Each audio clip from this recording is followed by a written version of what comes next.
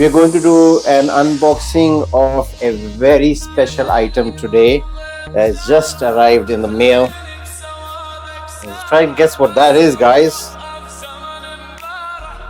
And it is a steering wheel, classic look steering wheel for our hot rod project. Right now we have a modernish wheel on it which looks horrible. And then we're going to put something like this, which is the classic wheel. So this is not all, because this looks very simple, but the beauty is in the details. Just open up this. This is the chrome horn button actually. I'll just put that in. So it goes something like this on top, and look how beautiful this is.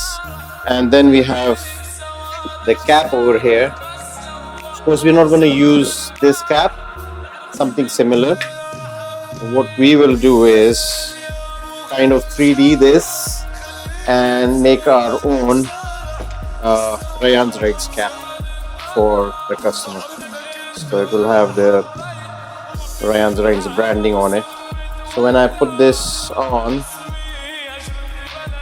that's going to be the finishing touch. We'll do a Rayan's Rides cap and that will be the finishing touch.